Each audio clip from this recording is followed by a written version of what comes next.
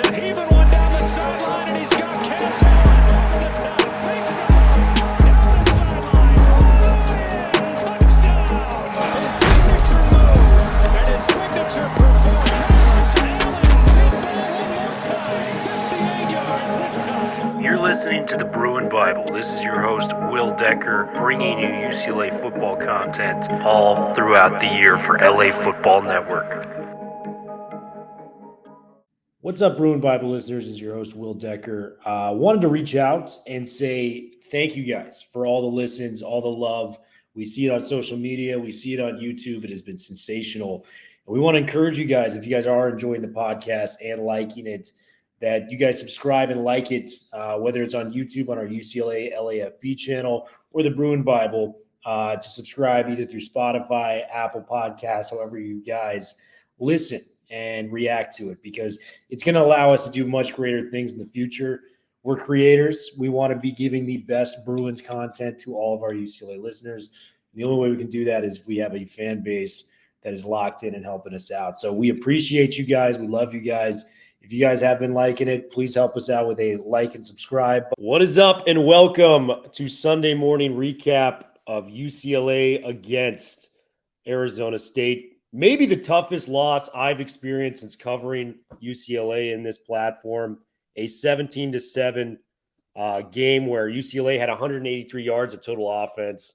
0 for 4 on those fourth down conversions.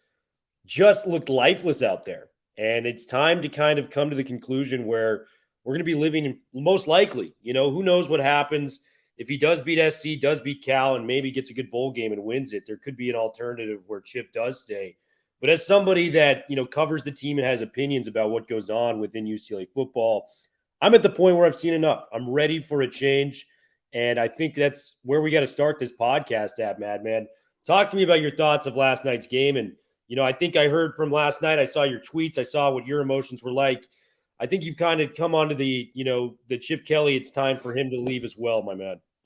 Yeah, I mean, I want to save that for later, Will. I want to have the harder conversations first. I think that the easier conversations of beyond Chip Kelly, that's easy stuff. I want to have the hard conversations first. And that is, last night was, really tough to watch. And you said it best. I think the word really that comes to mind was lifeless. And you just saw, words can't really describe, what I saw last night. I still can't really explain it when you talk about a team, forget the 2-7 Arizona State, 1-5 in the Pac-12, but they had a running back play quarterback and they had a tight end play quarterback for most of that game. Their offensive line was on the sideline for most of that game. I mean, it was basically a 7-on-7, 5-on-5 flag football game out there. And, a team that really couldn't field a full unit on offense and had to resort to all of these gimmicky formations and interesting formations. And credit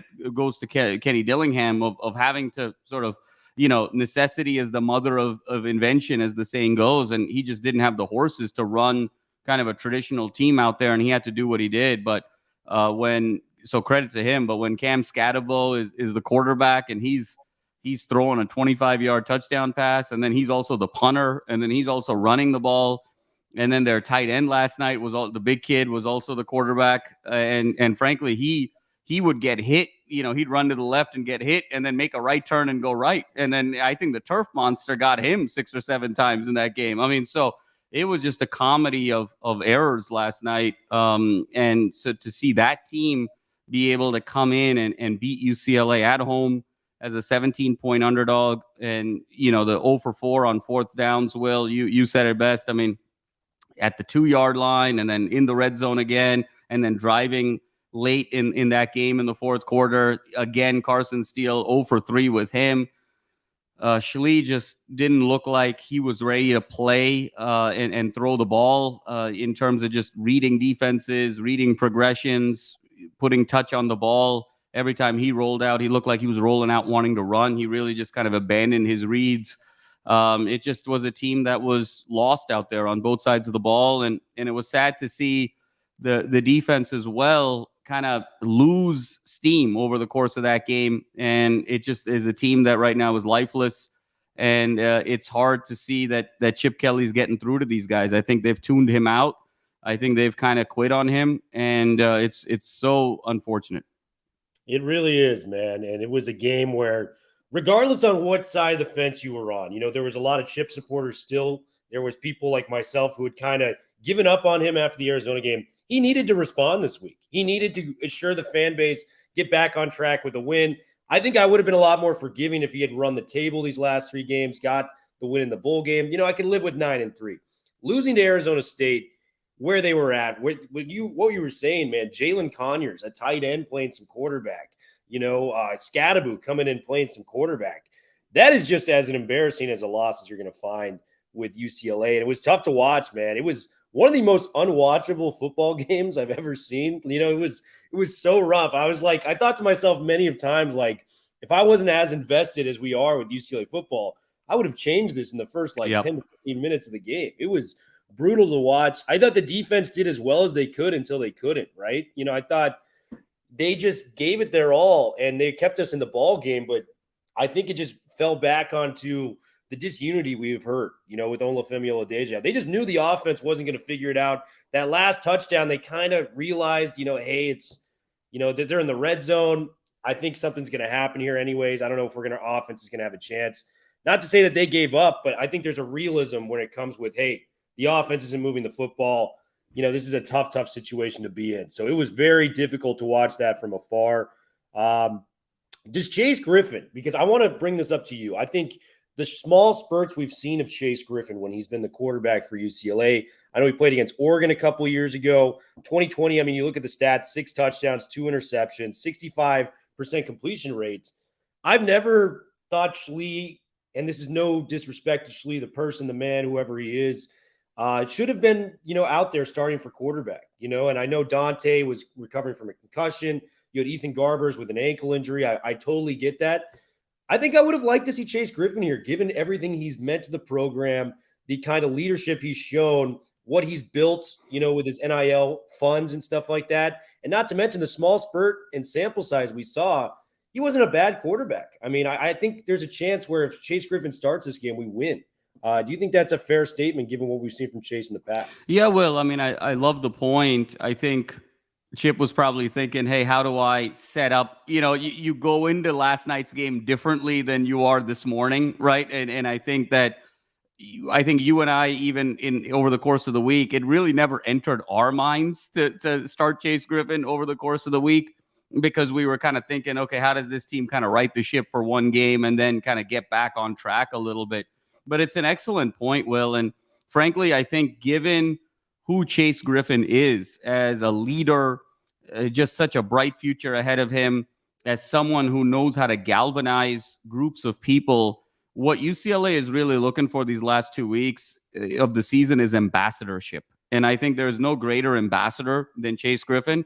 If you give Chase Griffin the opportunity to start against USC, how symbolic, where one of his final starts of his football career is against USC in the Coliseum. I promise you, he will galvanize that locker room. And even if there is disunity taking place, he will find a way to galvanize that group and put a great effort forward against USC and then ultimately against Cal. I would close out the season starting Chase Griffin, Will. I think it's an excellent point, because at this point, you're not even really looking for wins and losses. You're not looking for stats. You're just looking to end the season the right way, with an element of competitiveness, with an element of representing the university, with an element of taking something to completion. And I think Chase Griffin is the embodiment of all of those things: professionalism, leadership, ethics, integrity, never quitting, never giving up. And how fitting would it be if the UCLA's 2 biggest rivals, that being USC and then obviously the brother-sister school, the big brother in Cal, that it's Chase Griffin being the starter to close this thing out and make sure this team just maximizes its potential over the next 2 weeks. So I am pro Chase Griffin, Will, to start these final 2 games. Yeah, I think just what he's meant to the program, the small sample sizes we've seen, and just what he means to UCLA as a whole. I think this guy is going to do fantastic things once he graduates. I think the opportunity is there for him to have some big moments for UCLA down the stretch. Madman, it was a tough night, but we've actually come up with some coaching candidates we feel would be best served for UCLA moving forward. And I think it's going to be a situation where we've got Big Ten money. We've got an attractive program. We've luckily gone to the Power 2, or what the future will be of Power 2 conferences. It's as attractive as a job as it's ever been at UCLA. So I'm optimistic we can potentially get the right guy. Madman, are you excited to maybe open up the coaching candidate portal about maybe getting some new guys in here and representing the blue and gold for UCLA? Yeah, well, I think before we do that, I think it's important to share a couple of things. One is this really saddens me that we're here, and I understand we're here. We've had a lot of conversation over the last couple of weeks with our fans, our viewers over Twitter, and it's been such fun engagement. What saddens me is that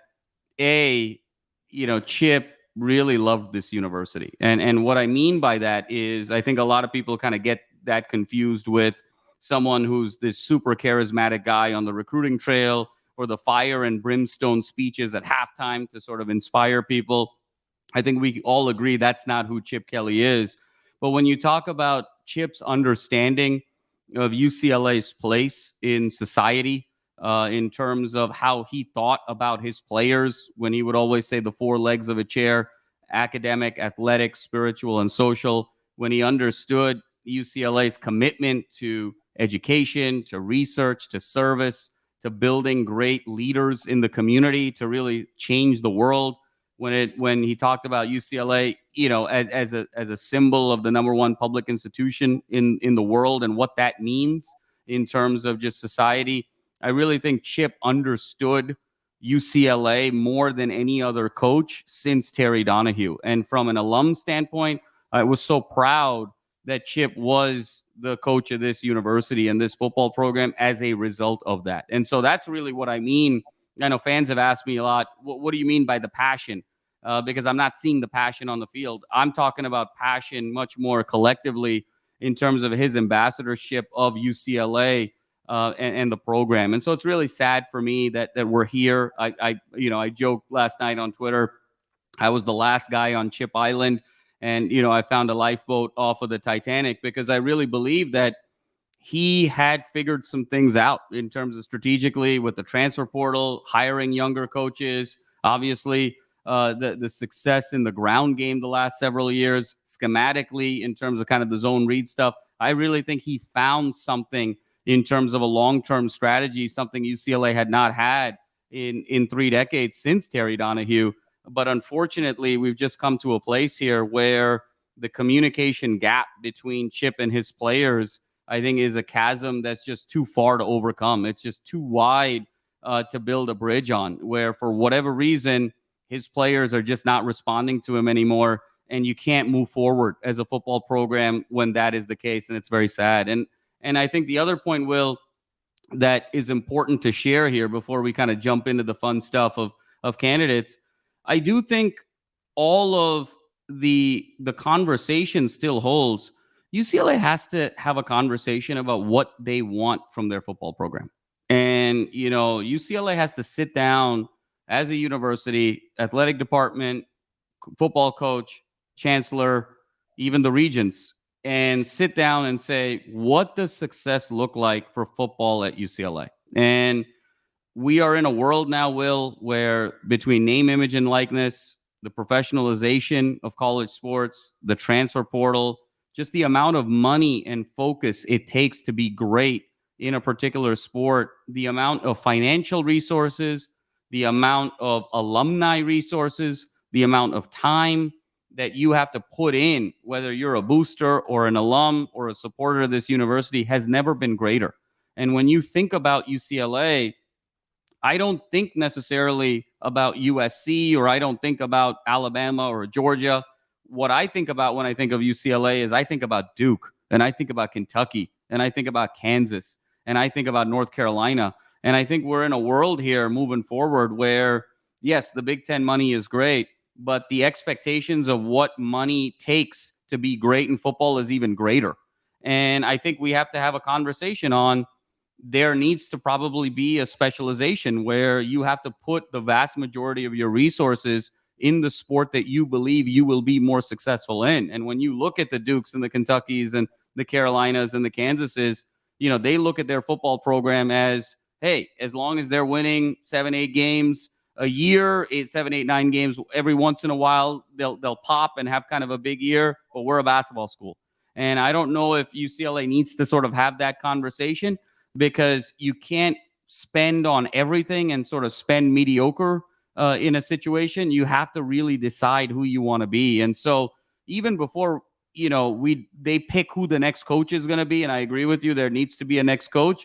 That conversation needs to happen before you pick the next coach, because if you don't have that conversation and you don't set up what success looks like, you're just setting up the next coach for failure, just like you did, Chip in years past. I mean, at the end of the day, this is still a program that over 30 years has only had 6 top 25 finishes. I mean, this is by all indications not a football school. So we have two choices. We either have to change that, and that requires investment from the program, from the university, from alumni, from boosters, or we have to accept that and then put all of those resources into basketball. But there needs to be clarity around what UCLA is going to do moving forward, Will. And I think that's the tough conversation that the university needs to have with their fans, with everyone else involved. And so that's the first thing I want to see before the coach.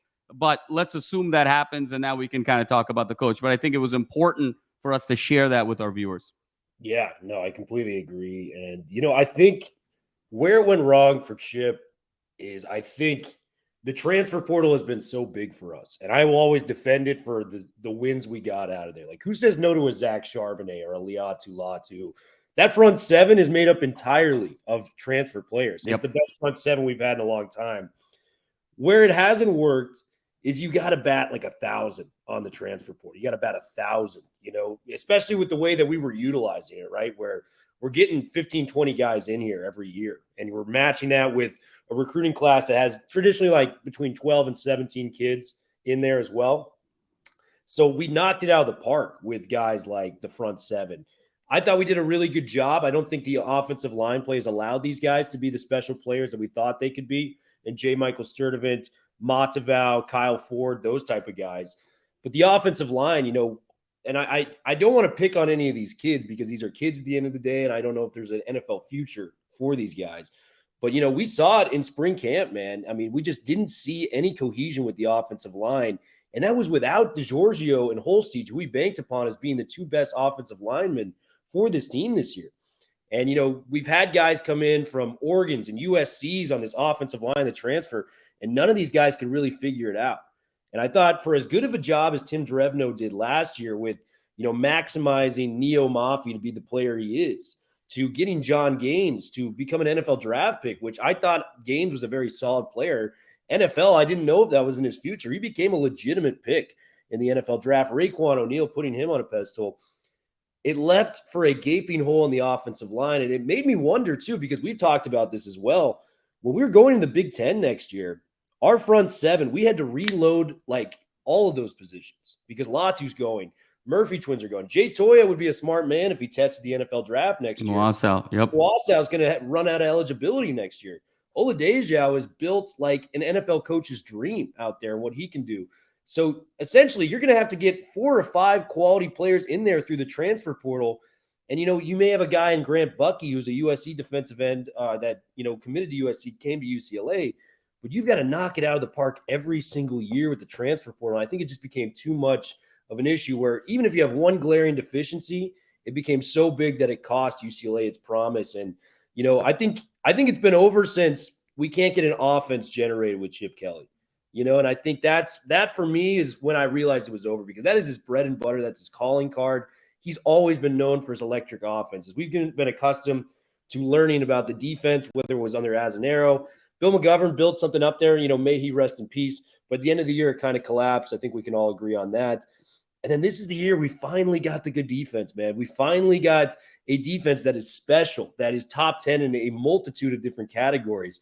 And this is the one year you can't get the offense right. Yeah. The one year you can't get the offense right. Yeah. So unfortunately, Will, on offense, it was also losing DTR, losing Charbonnet, losing Bobo, losing Kaz, losing the 3 offensive linemen. So, it wasn't like it was the same offense coming back, with that defense and it laying an egg. But no, you're absolutely right, Will. And I think the earlier point is an even greater one about the need to have to bat 1,000 in the transfer portal. And, part of that is also given the 4-year, the high school recruits, and we've talked about this a bunch over the years, the academic requirements being harder at UCLA than other universities. And so you have to sort of supplement that with the transfer portal because you're not going to get everything that you need from the high school guys.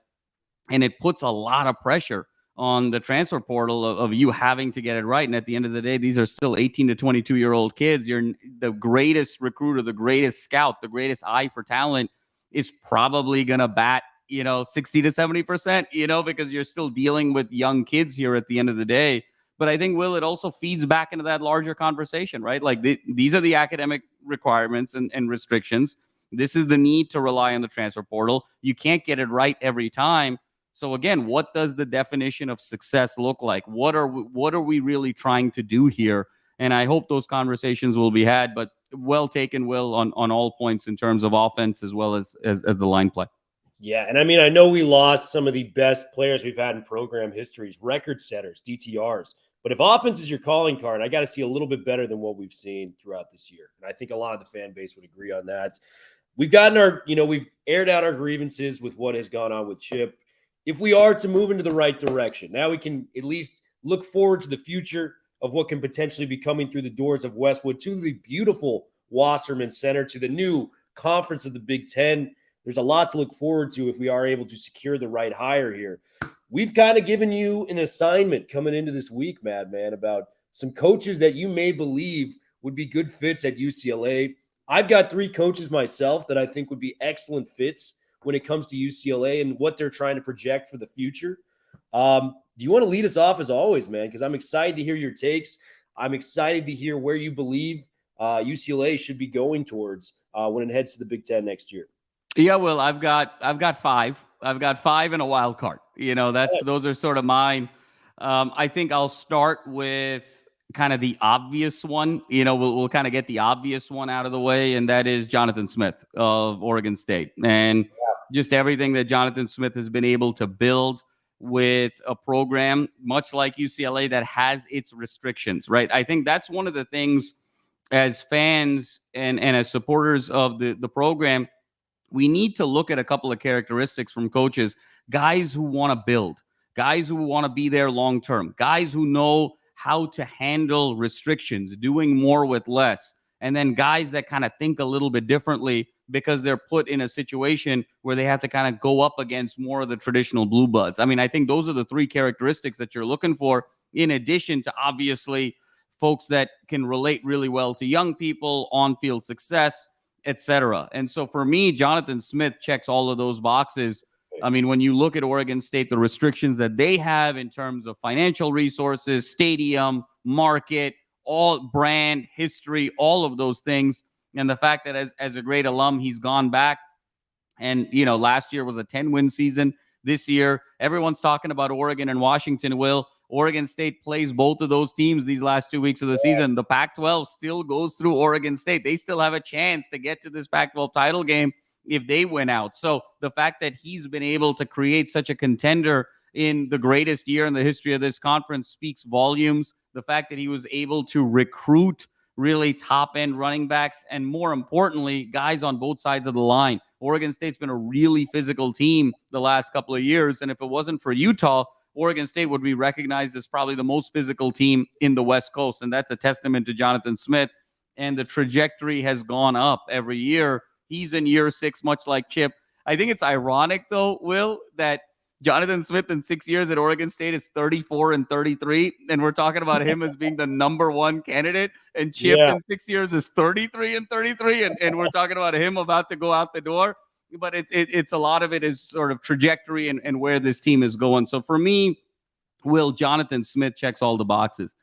Second for me, Will, is D'Anton Lynn. And that is, how can you take the up and coming star that you have in-house, and can you sort of put him in a head coaching position and allow his tree to sort of stay on the defensive side of the ball and then go hire a really competent offensive coordinator and balance this team out. He's young, he's hungry, he's passionate, he relates to players. There's a different culture on this defense. I mean, what he's been able to do is nothing short of spectacular, Will. You and I have talked about it. A team that over the last 5 years has averaged to be about 75th in total defense over the course of 5 years. And here they are, a top 10 defense. Why don't you give this guy an opportunity to take over the head coaching position? He's so young. And then you put him with the youngsters like Jerry Neuheisel, Deshaun Foster, passionate folks like Ken Norton Jr., and then kind of bring in more of a seasoned offensive coordinator, someone who's a little bit older.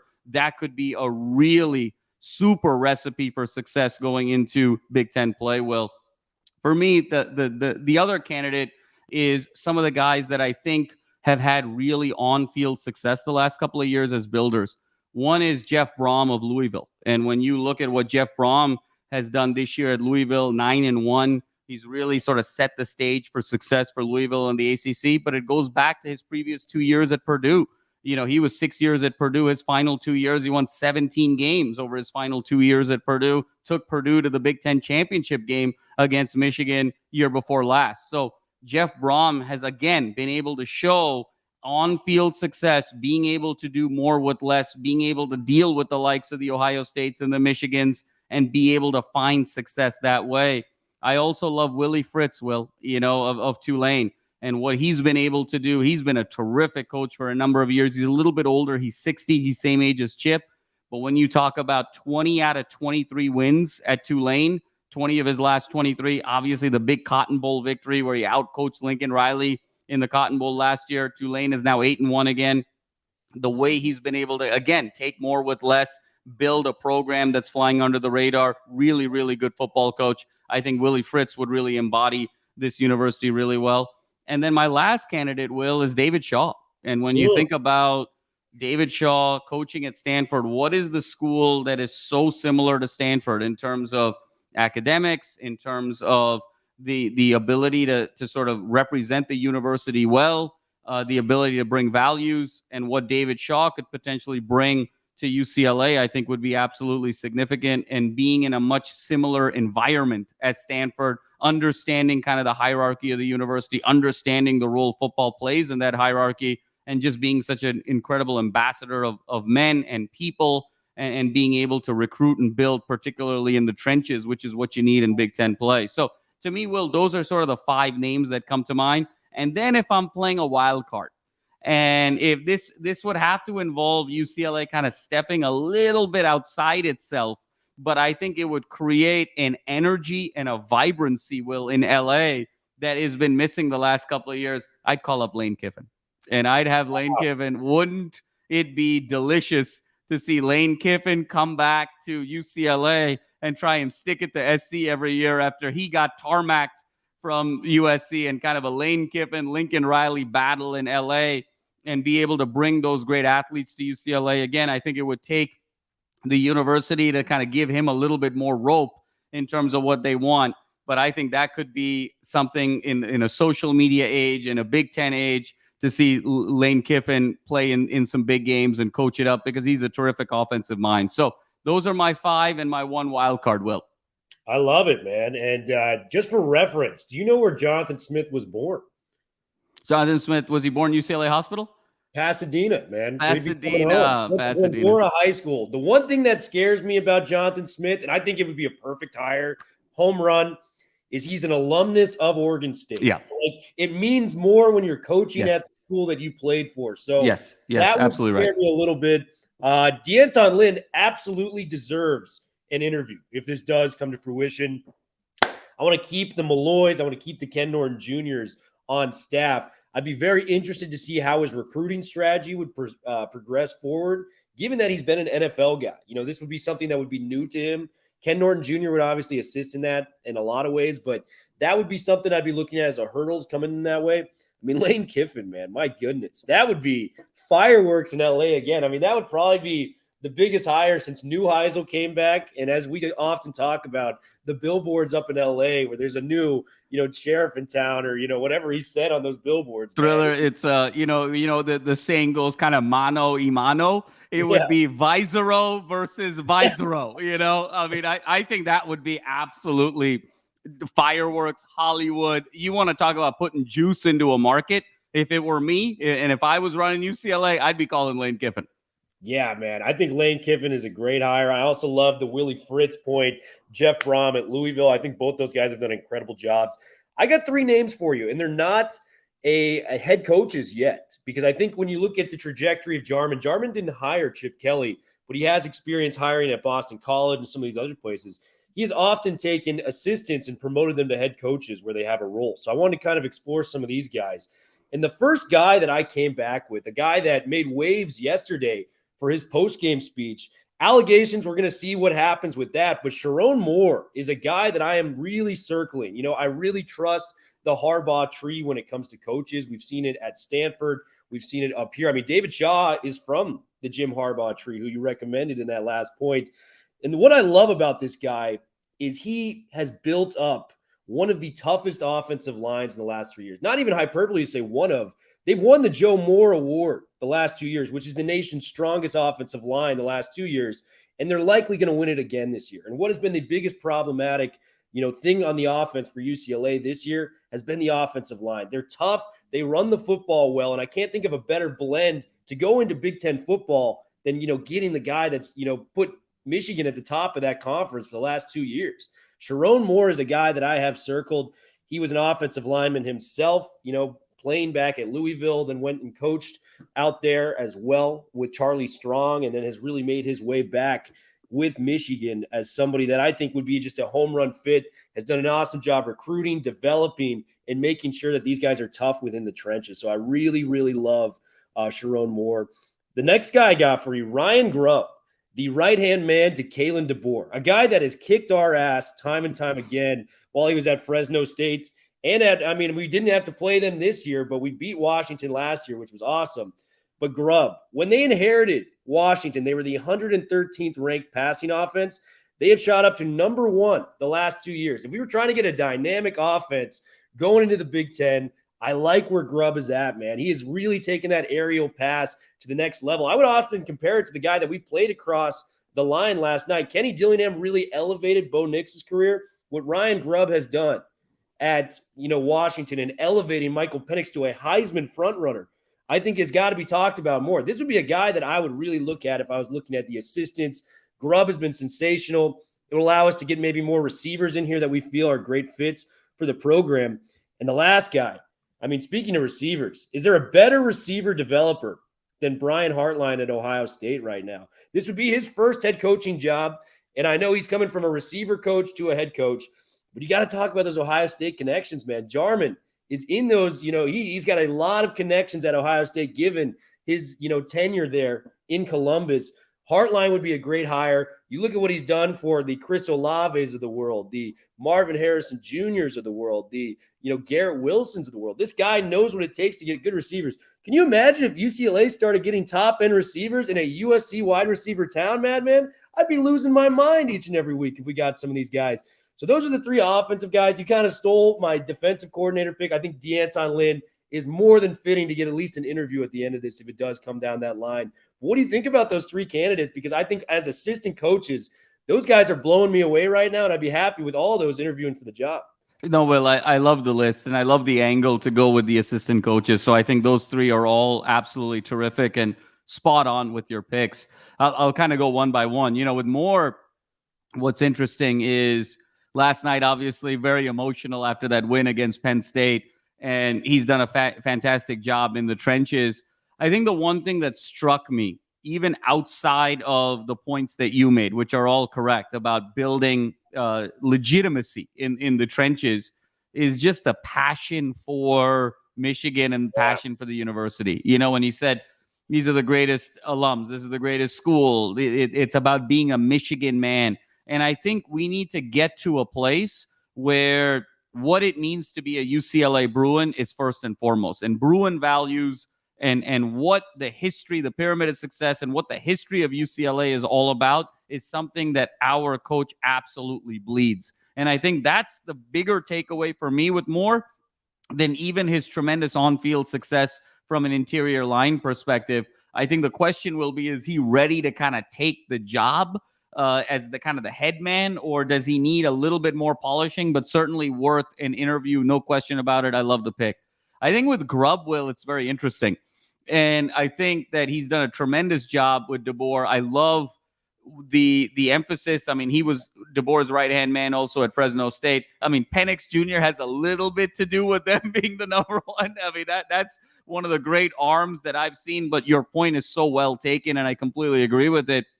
Where I actually see it could be very interesting, Will, is do you have a world where you make Grubb maybe the highest paid coordinator and you have DeAnton Lynn as the coach and Grubb as the offensive coordinator? Or do you have Grubb as the coach and you really up DeAnton Lynn's salary and it gets kind of a little bit closer there? I think that could be a really lovely synergy between the two of them where you get offense with defense together. I love the Grubb selection as well.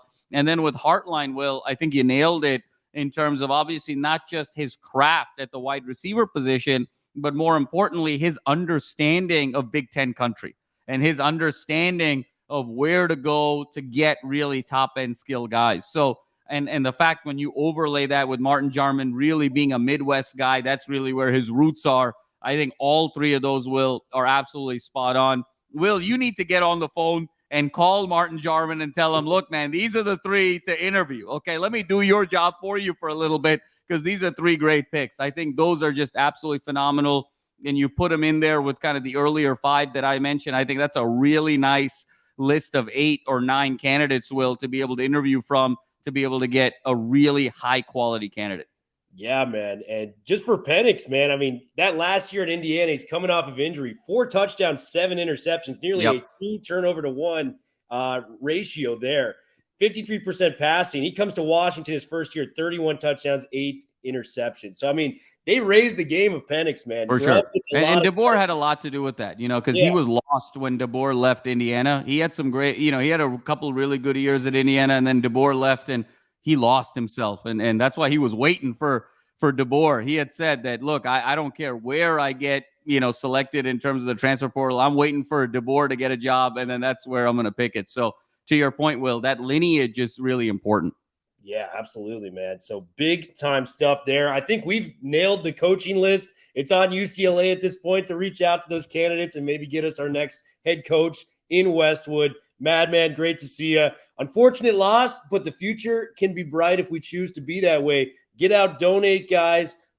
Find a way to get part of these NIL collectives, and that's how we win here at UCLA. That is simple as that. Be involved, and get things done.